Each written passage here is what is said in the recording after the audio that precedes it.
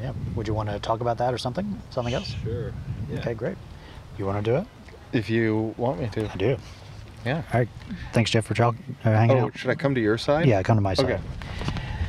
And you can. I'm Eric, by the way. Nice to meet you, Eric. Ryan. Ryan, hey, come on, sit down. Okay. I'll tell you what it is we're doing. This is, you can put on the headphones there, and Okay. Cool. this is Reed's setup and his YouTube channel. If it's all right with you, this gets streamed live on like Periscope and Twitch and YouTube. Sure. But these are short conversations about things that people believe in, and generally it's called street epistemology. You'll sort of see that logo around here. And we have short conversations that help people examine, not like an argument about the belief, but I might ask you questions that gently push back against the belief and maybe help you determine why do I believe that, or get you to think more about how you come to that belief.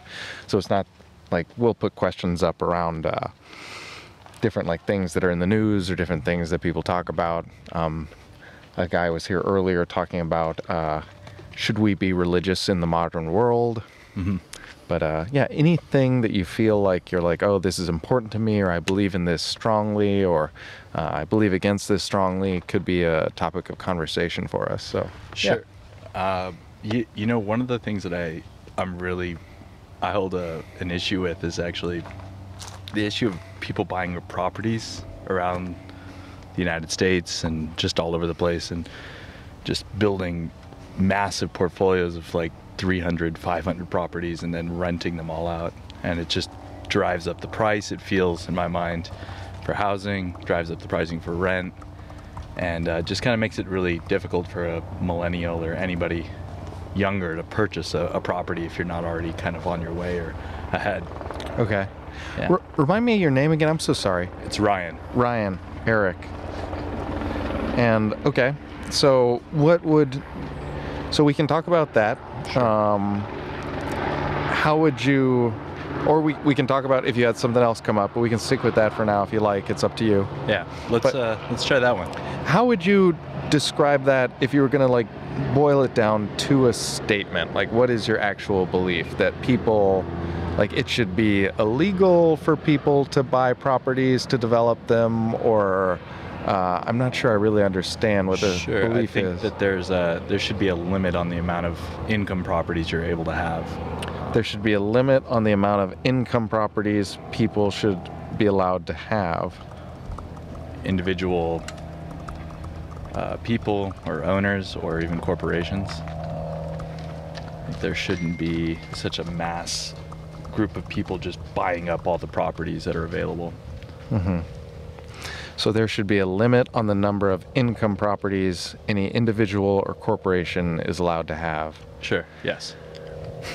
And is there a way that we could test that belief? Like, is there a way we could know, like, the opposite? Like, let's say, and I'm not saying I have this information, but let's say there's some other state of the world or some other thing you could observe that would be true that would let you know there should be no limit on the number of income properties that any individual or corporation is allowed to have. I guess that would be a difficult thing to imagine. I don't really know how that would look if there was just an unlimited resourced individual that could purchase all the properties, or individuals that could purchase all the properties, and everyone just had to rent from them. Okay.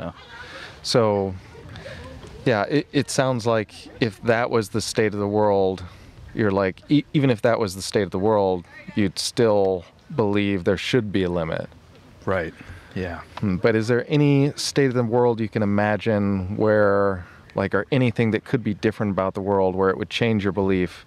Because you're saying right now you do believe there should be a limit on the number of income properties any individual or corporation is allowed to have. Mm-hmm. But I don't know if there's something you could learn that would make you say, well, I guess now that I've learned this, or now that I saw this happen, I no longer believe that. And it's not that, like, that's true, and it's not that the belief is false, but I'm thinking, like, what would even let you know? How could we test this? It's hard to say. I guess if it was something like a state-run organization that owned all the properties and allocated it out to the people. Okay. So it would be like, I guess, a dictatorship, communist dictatorship, where the state owned all the properties and allocated it out to various people. So is it that you're saying if the state owned all the property, then you would believe there shouldn't be a limit on the amount of income properties any individual or corporation is allowed to have? Well, I guess it wouldn't be an income property at that Okay. point, right? So Yeah. if it was run by the state, unless they were running it for profit reasons, then there would be some key stakeholders, I guess. Okay. And those key stakeholders would, I guess, run it like an oligarchy. They would just Yeah. have full control over all the properties. But I just can't imagine that that would make a lot of sense for people that were stuck on the other side of that, you know, Okay. renting for their lives. So. Okay. So it sounds like I know you're hitting on something that's very true. It is hard to nail down like what would actually change our mind. It's usually easier for us to think about like what got me to that belief. Why do I believe that? Mm-hmm. But I think there is an interesting question to ask there, like, which is the opposite of why do I believe it, and rather what would let me know this belief is wrong. Like maybe it's an alien world where they have a limit on the number of income properties an individual or corporation is allowed to have, and things go really badly, something like that. Or Sure. I guess, I mean, I guess the issue would be maybe that the housing market would have some fluctuations or some issues with the properties no longer articulating further or growing in income, I guess, for individual owners, right? So their property value wouldn't grow over time if it wasn't for these income property purchasers. So you wouldn't see as much growth in your wealth if you were an individual owner compared to if there was only individual owners versus if there was income property owners driving up the price. That obviously brings some value and opportunity. So I guess for people in the housing market, maybe it's dependent on these income property users and buyers. Okay. And maybe there's some dependency on that, I guess it sounds like tell me if I'm getting this wrong, but it sounds like you're interested in, like, I'm interested in something like I want the average person to be better off.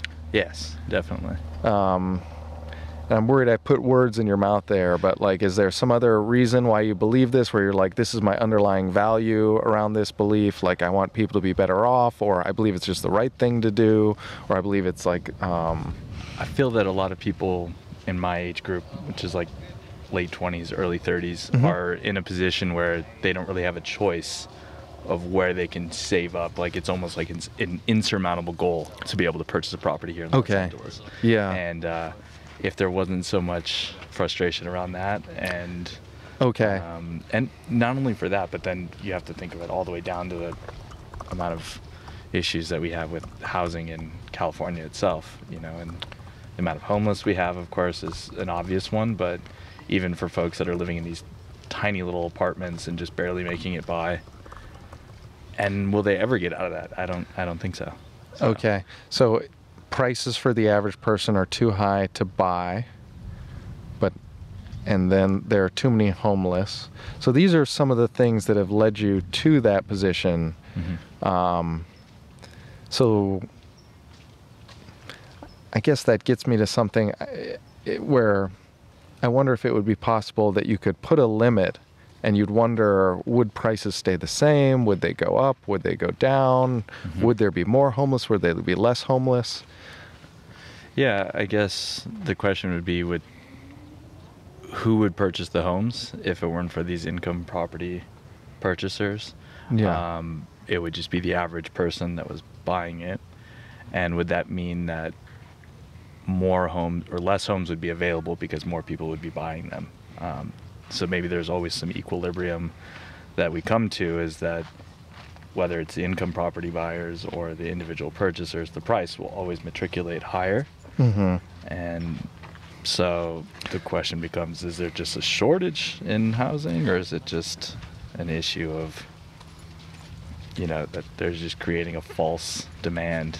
I think that's the part that I get frustrated, is that they're creating a false demand or a false price in my mind. Okay. So part of it is you see it as, I'm worried about prices get too high, that people aren't able to buy housing in a way that would serve them. So I think there should be a limit on the number of income properties any individual or corporation is allowed to have. And part of the reason why you believe that is because you think it'll bring prices down. I guess that would be a hope, would be that it would bring prices down, or it would stabilize prices. Okay. And it wouldn't be some massive rate of growth in terms of pricing and availability of houses. So, you know, there's a whole technique to this process that Reed threw me into here, because he's spent so much time out here interviewing people. He's mastered this technique. But one thing I should have asked you at the beginning is, we've got these scales here. He's got all these little tricks around looking at how confident are you in this belief, and, you know, kind of asking around, like, what would change your mind? How'd you get to that? How would you get to another belief? Mm-hmm. But I guess one place we should have started is, how confident are you that there should be a limit on the number of income properties any individual or corporation should be allowed to have? Where one end would be absolute certainty it's true, like that there should be a limit, and mm-hmm. one is the absolute certainty that it's false, there should not be a limit. Yeah. If you had to use the scale to mark, like, how confident you are, how confident are you that there should be a limit on the number of income properties? I would put it just under, I'd put it here, I guess. And here, I've really messed this up, because we already started the conversation. We're like halfway into this, and I've got you marking confidence now rather than at the beginning. Is that the same as it would have been at the beginning, or are you hedging after even talking about it for a little bit, noticing it can sometimes be hard to think about, like, how would I know that it's true or false? I guess if it would have been the beginning, I probably could have put it somewhere around here. What made it change? I don't get it. Yeah, it's just wondering what would happen.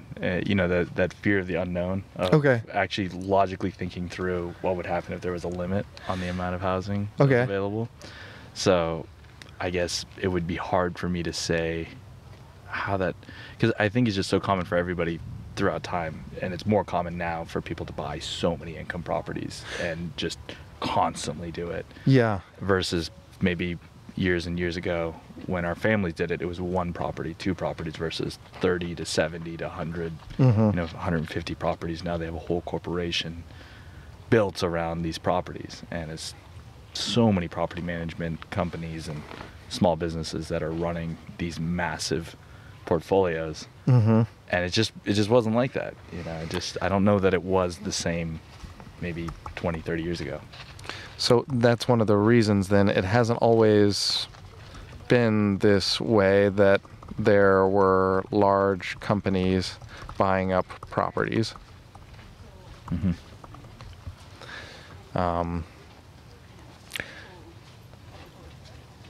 So I know I'm going to ask this question again, and I know we've talked about it a bit, but have you had any more thoughts around what could be different such that you would change your mind about your confidence in there should be a limit on a number of income properties any individual or corporation should be allowed to have? Well, I guess if it served the greater good. So if it served more people in a positive and meaningful way. Okay. Meaning they improved the properties, or they made the living situation better than it currently is. So I guess private infrastructure investment versus requiring it from the state.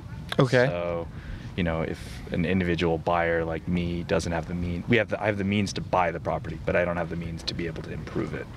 So a way of improving or modernizing the property is to allow these corporations to improve them, purchase them, improve them, and then sell them. But that's part of what I say, is that these improvements come at a cost. So mm-hmm. and that always, whether I was able to purchase the property myself and not make the improvements, or not purchase the property and not have access to the property because mm-hmm. of the improvements. Okay. That's the paradox, I guess, where I always see part of it. You're worried about whether these properties will be improved or just held, and well, even if they were improved, at the end of the day, it's for the goal of being able to sell it at a higher price. Mm-hmm. So these improvements could be done privately by an individual or by a corporation, but the difference would be me making the improvements over time versus doing them all at once and then raising the price a lot more. So whether people are actually getting to use them, and whether it's about like people getting that value out of it, having somewhere to live, or is it just Right. being improved and then sold at a higher profit? Is it about turnover, or is it about, people are better off for having gotten to use the house? Yeah, is improving the property for the greater good in the long run, I guess is the question, right? So that would be my question about it. Okay. I've got another one to ask you, because you came in and you said, well, maybe my confidence is closer to the middle. Maybe it would have started a little higher. But why isn't your confidence all the way at like complete certainty? How come you aren't higher Sure. on that scale?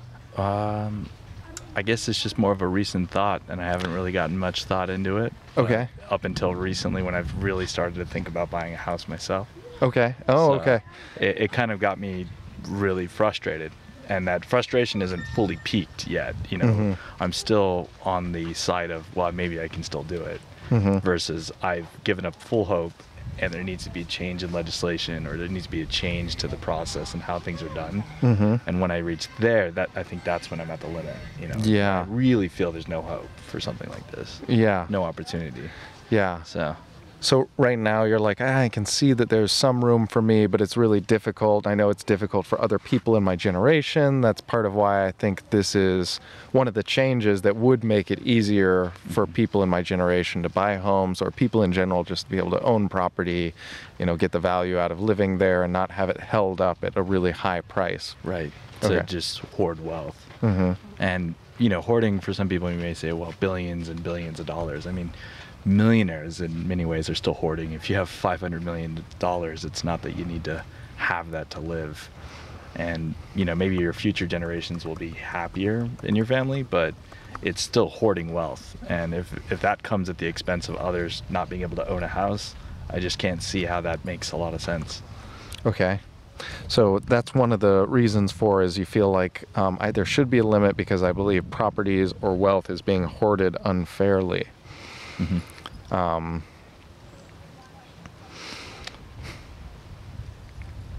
So,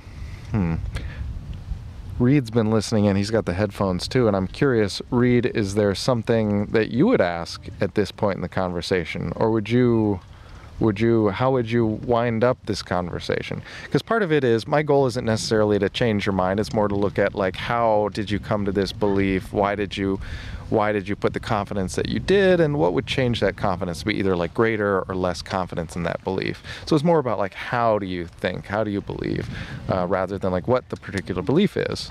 Right. But is there something that you ask at this point in the conversation, Reed? It's a moral claim. Mm-hmm. It's about the limit of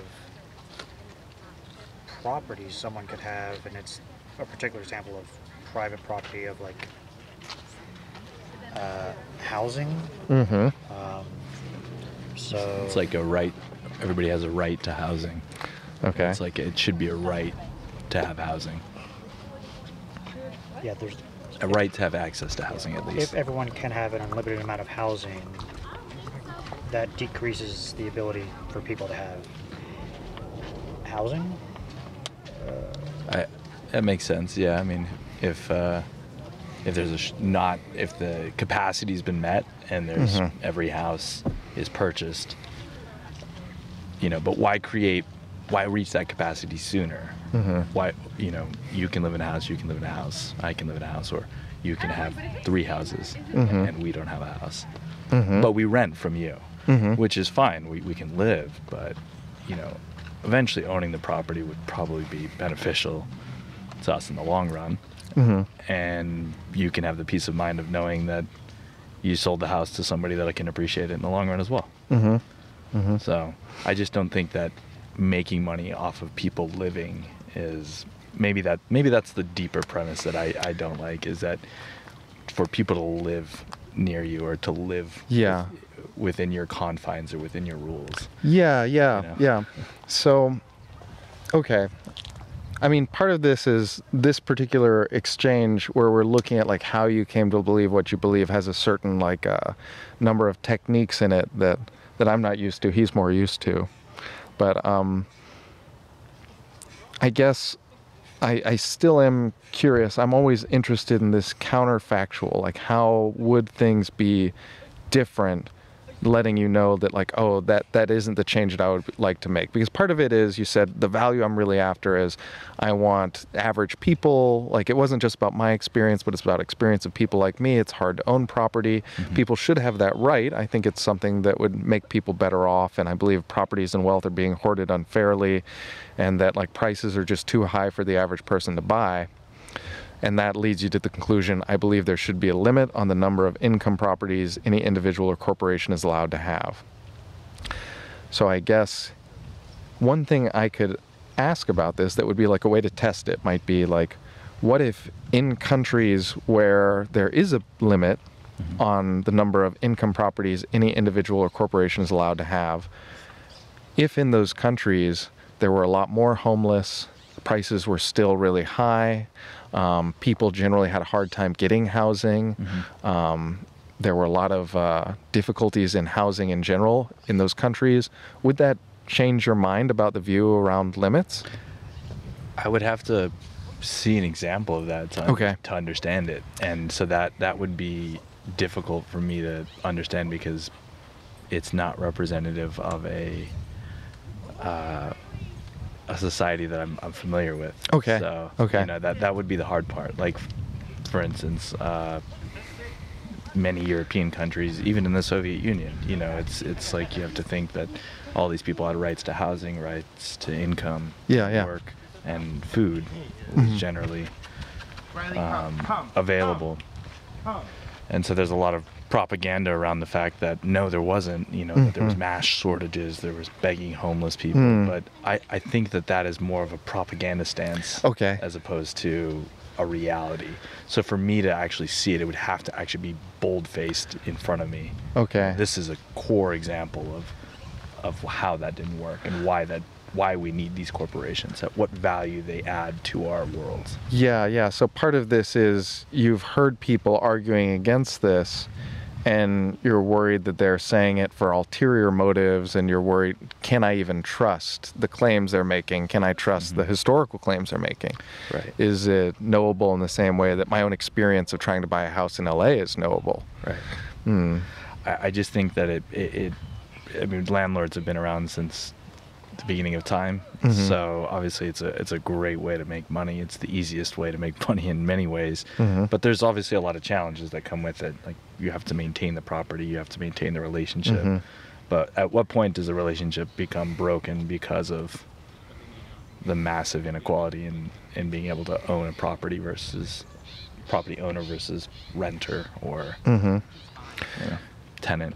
So would you then, if you had gone to these countries yourself and seen the conditions, like if you go to Soviet Russia or like present CCP China, and you say, oh, well, they have some laws that are like the ones that I'd like to have, and you saw that things were either like better or worse there with your own eyes, would that change your confidence? Either if it was better, that like I'd be more confident this was a good law, or if it was worse, that I'd be less confident that this was a good law?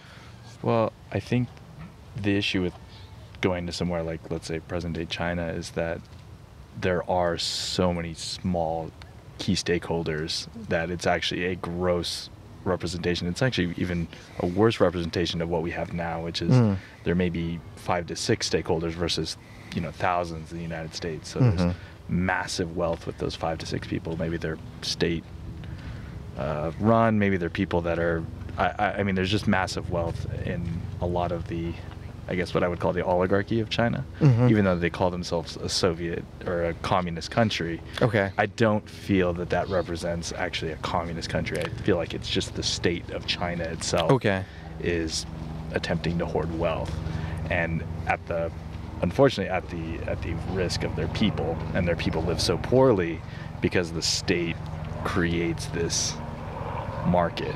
The state is the market. Versus someone like the United States, which is obviously more of a capitalist market. I find that the capitalist market is a good process, but in the long run, it has so many devastating issues. And part of the devastating issues that I mean is that this hoarding of wealth eventually leads to what you have in China, which is 5 to 6 people hoarding all the wealth. Maybe not so drastically, but I would think that it eventually leads to just massive hoarding of properties and wealth, and eventually the divide becomes so large it's insurmountable. So it sounds like part of the reason that you want this goal of there should be a limit is you don't want any one entity controlling a lot of property. You don't want it to be the state. You don't want it to be an individual. You don't want it to be a company. Correct. So it sounds like that's part of the outcome you want. You're like, I think that's what we need to get prices down, give more people the right to housing, help it make it so that the average person could buy. So is there a way to test and see if that change, the law that you want to propose, would actually change things and get you where you want to go? Is there something that could let you know whether or not it would work or would be wrong? I know that there's not exactly that situation happening in Canada currently, but there is a law that was just passed, I believe, that there's no foreign investment into Canada for property and housing. Actually, they just could put, I think it was like a 2-year ban or something like this, and that was come down from the state, and there's no, in my mind, no ulterior motives for doing that. But maybe there is, maybe that's what we find out, is that the state put this in place for ulterior motives, to gain more control and more power or something like this. Or maybe it was just because they recognized that there was a serious issue for new home buyers in Toronto and various large cities to buy property. They said, no more foreign investment. We cannot sustain this housing. So is what happened in Canada pretty close to what you would want to have done? I think it's close. Okay. I think it's a great first step for something like that. And I just can't imagine that the United States would buy into something like that right away. Okay. At least for now. I mean, I don't know how many years from now they will, or if they will, but I could imagine that it would happen, right? So one piece of legislation in a country that is generally deemed first world maybe leads to us taking that approach on too in the future. I think there's a lot of things that America's resistant to because of our capitalist ways and our wealth hoarding ways. And, I mean, that's why our country was founded, right? Because they didn't want to pay taxes. So, and then here we are. It's like, who's paying taxes, right? So I feel that that's probably a good example of what could be. And I remember when I heard it, I was really excited about it. And I think that's probably what started me on this topic. I think it was also something along the lines of feeling that there was, not that I have an issue with my landlord in general, but I felt that someone like this represents something I have an issue with. Which is owning egregious amounts of property. And living off tens of millions of dollars a month. For what purpose? It's just greed. Hoarding of wealth. It ends up being something that comes across as greedy or just like hoarding or something that's kind of like it just seems inappropriate. And I'm not saying that he's charging us egregious pricing or he's making things difficult. In fact, I would consider him a great landlord, and I would think that any landlord like that should have that right to own the properties. But for someone like that to continue to buy properties and continue to drive up prices by their actions, that to me seems morally wrong.